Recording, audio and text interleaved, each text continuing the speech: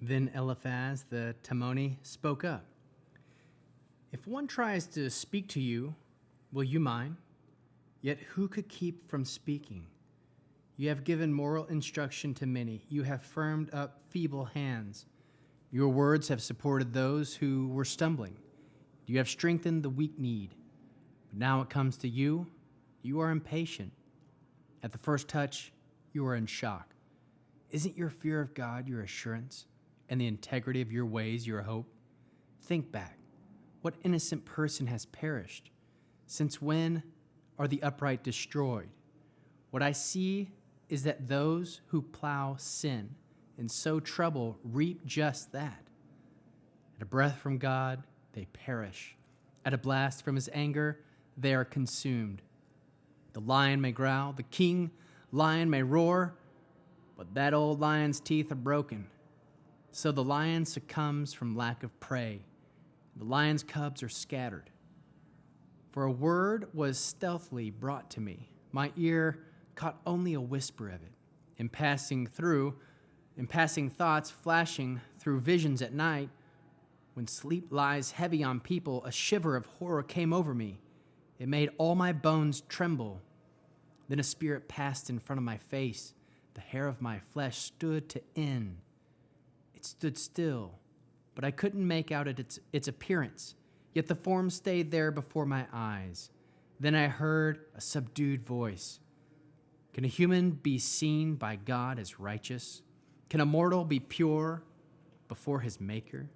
God doesn't trust his own servants. He finds fault even with his angels, much more those living in houses of clay, whose foundation is in the dust. They are crushed more easily than a worm, shattered between morning and evening.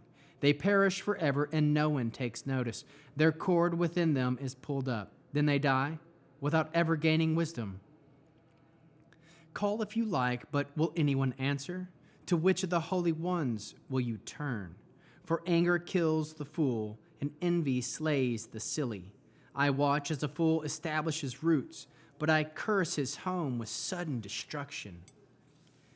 His children are far from help, publicly humiliated.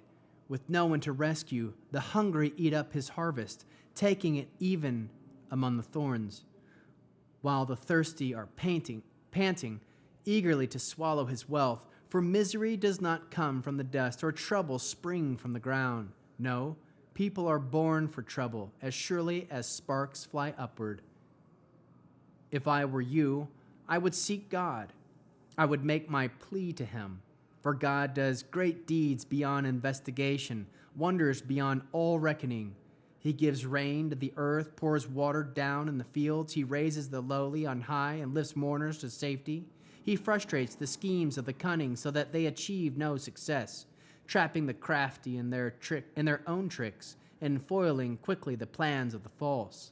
They meet with darkness during the day, groping at noon like at night.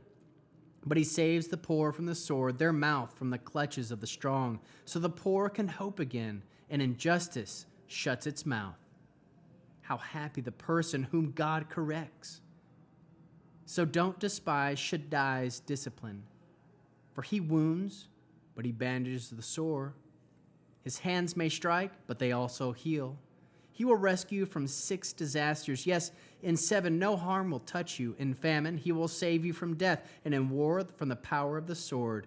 You will be shielded from the lash of the tongue, and you won't have to fear destruction when it comes. You'll be able to laugh at destruction and famine. Also, you won't have to fear wild animals.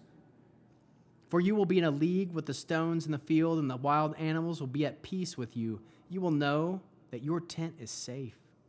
You will look round your home and miss nothing. You will know that your descendants are many, your offsprings like grass growing thick in the fields. You will come to your grave at a ripe old age, like a pile of grain that arrives in season. While looking into this, and that's how it is, listen, know that it's for your own good. Iov responded, I wish my frustration could be weighed, all my calamities laid on the scales. They would outweigh the sands of the sea. No wonder, then, that my words would come out stammered.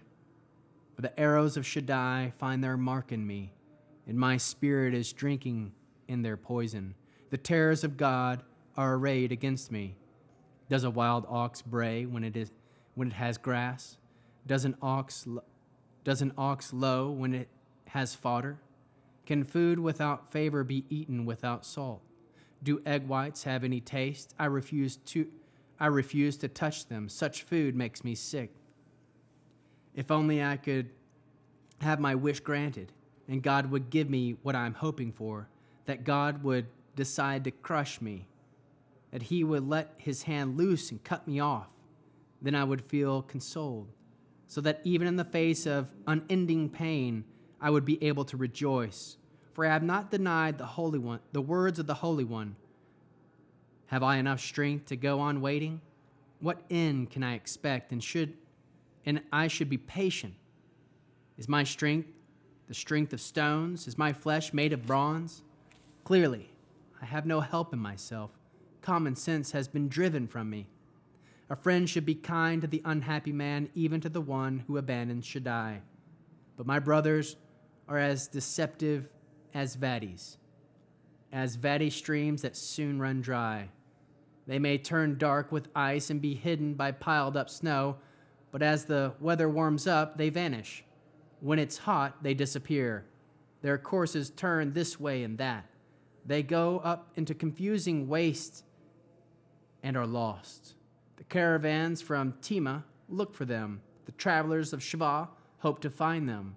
But they are disappointed because they were confident on arrival there. They are frustrated. For now you have become like that. Just seeing my calamity makes you afraid. Did I say to you, give me something? Or from your wealth offer a bribe on my behalf? Or save me from the enemy's grip? Or redeem me from the clutches of oppressors?